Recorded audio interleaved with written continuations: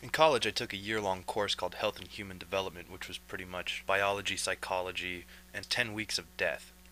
During the death component, we had a day where we broke off into workshops, and my workshop consisted of a bunch of girls not wanting to do any schoolwork. Not to my surprise, one of the single moms who always shows up in sweatpants decides that she's going to take over the group and pose the question, "What is your worst, most irrational fear?" "I'll go first," she says, of course.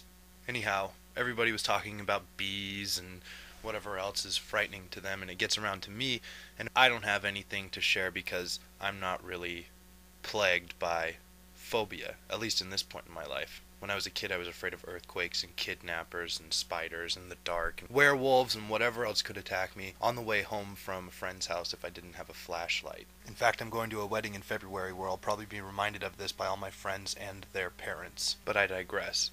Once it was my turn, I was at a loss for words, and everyone was staring at me saying, "You have to have a fear." And having the spotlight on me, I sort of blanked out, where I could have regressed to something like the werewolf from Silver Bullet, or that scene in some stupid sci-fi movie where the kid's teacher's been possessed by aliens and is eating one of the classroom pet frogs. Instead, I just reverted to essentially one of the boldest fears I have that's irrational, which is having my penis nicked by a set of nail clippers in the shower. Unfortunately, I didn't put it that eloquently, and I said I always had this fear that my penis would get cut off in the shower by a set of nail clippers.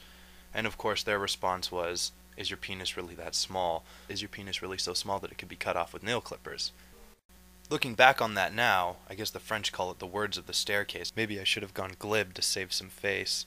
But years later, in the wake of several fallen comrades, I've come to find that my most irrational fear is having to have a shared funeral as the result of dying alongside other people who were more popular than me.